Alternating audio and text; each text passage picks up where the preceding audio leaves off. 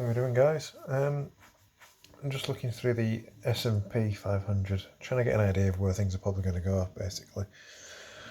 So if we zoom out onto the weekly, and we look at the bigger picture, we can see here, we've been rallying up, and then we got to 2018, and this is when things started just going a bit choppy and a bit sideways, really.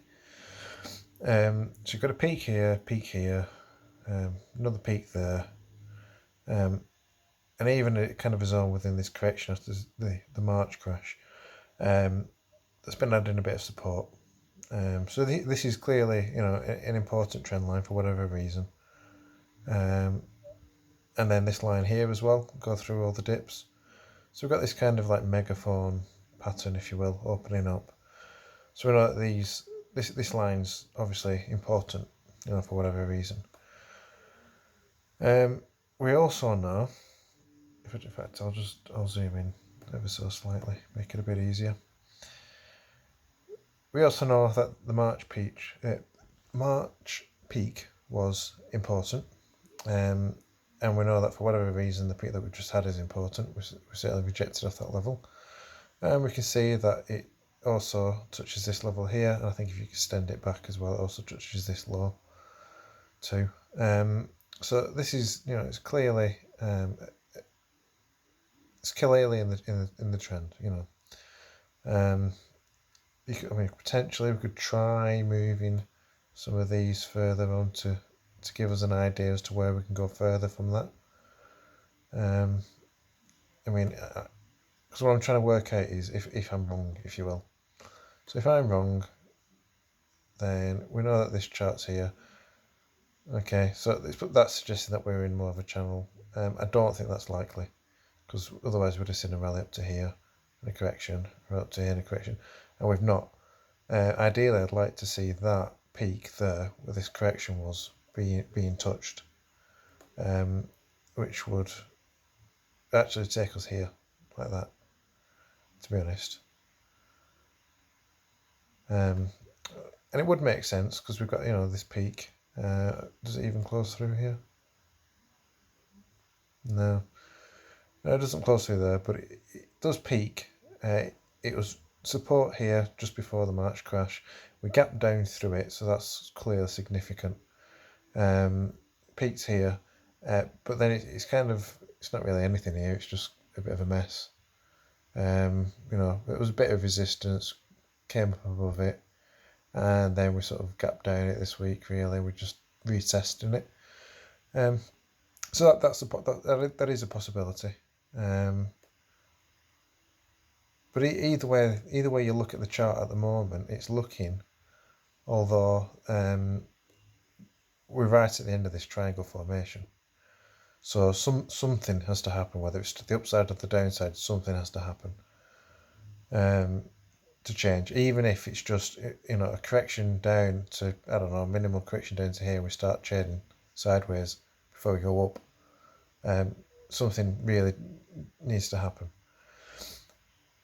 So we know that this line is obviously going to be quite important, and it ties in perfectly with the peak that we've just had.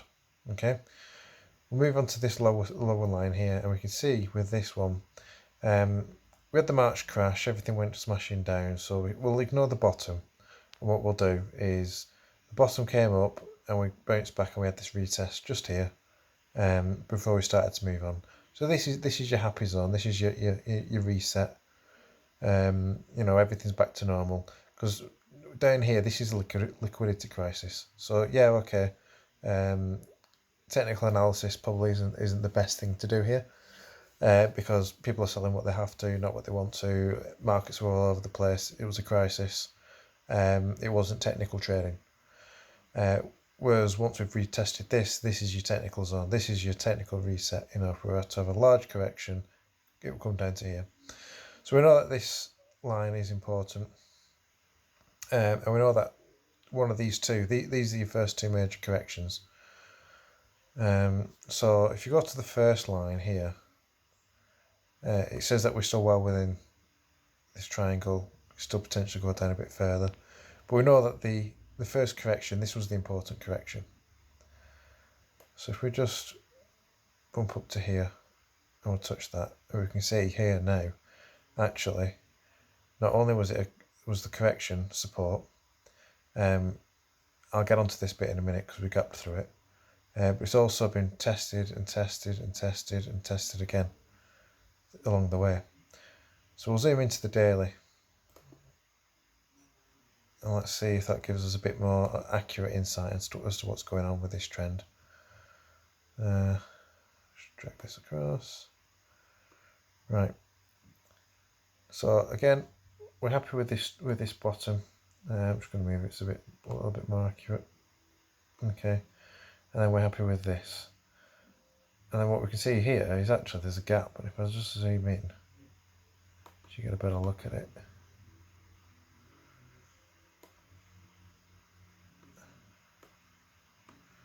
This second correction here, we gapped through it, gapped down under it, and we gapped up above it.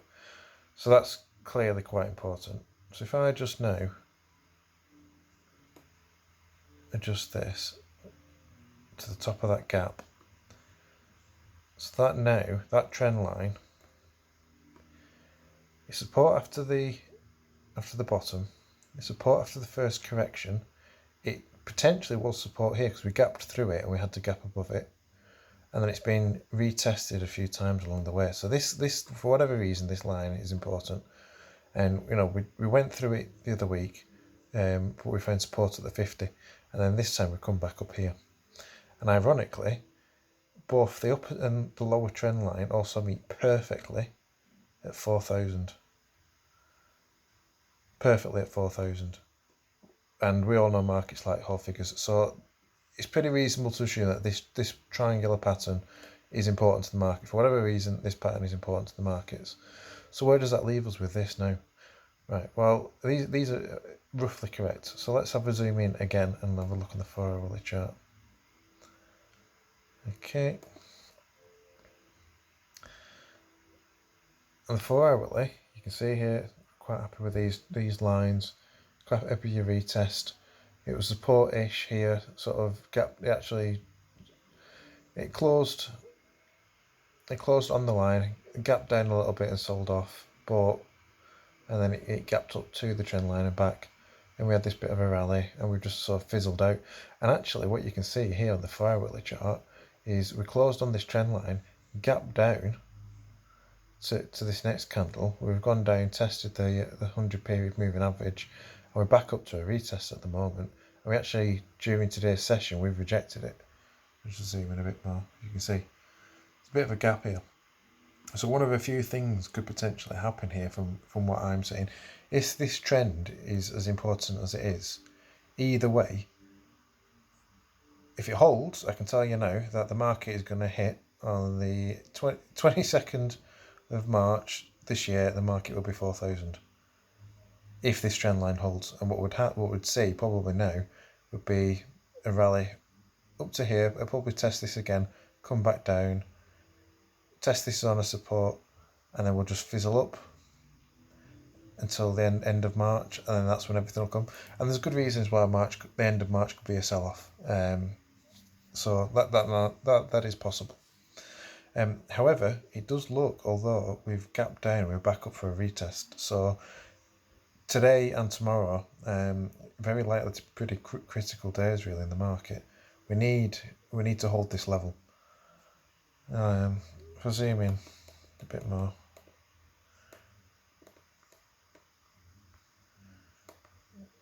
and you can see here, much better look. It's not 100% accurate, but you can basically assume that line goes straight through here, like that, perfectly. And it goes straight through this one as well. It cuts the peak of that, and the bottom of this one. These two are a bit all over. But I bet if you jumped onto the hourly candle, you'd see it with support and resistance at some point as well. You know, support here. And then, yep, you see it gapped through it here. Support. And then, yep, support again. So we know that this line is important to the markets. So now we can deduce that this is going to be a critical level over the next couple of days. So if you're bearish, you're gonna be wanting this to fail. You're going to be looking that ideally. I mean, this candle can close here. That's fine. And then we'll start the open at midnight Australia time, and then move lower. Or we need to really just push up, and it needs to close. We're talking, I mean, this is going to be a support resistance level here. So if we can close up here, then okay, the bulls have got a chance. But if we can't, and we do end up closing lower, things are possibly going to get a bit ugly. Because what we can see is we've got this trend is broken. From there, what we're going to have to do is we're going to have to get through the moving averages. So and the daily is the important zone. So your first support here is the 50 period moving average, which you can see yesterday we went down, tested it, and came back up. So that's been bought. If this goes back down again, there's a good chance it's going to stay down, because if we've already bought the 50-day and we're going back down to the 50-day, then somebody else is new has sold, but retail bought that. So the chances of that going back up again aren't quite as high. It's not to say it won't happen, it's just they're not quite as high. And then obviously the 200-day moving average is down here. And you can see this zone would actually give us a bit of support here. If you look over to this side, it will support here, resistance. So that zone's probably going to be a pretty key level as well. If we can start breaking through these, that leaves the 200 period moving average open, and then once we get under here, it's going to be mayhem. But that's not to say we're going to get that low. There's a lot of things that could happen. But either way, we're definitely at a critical junction point, I think, at the moment. So that's just one for everyone to consider.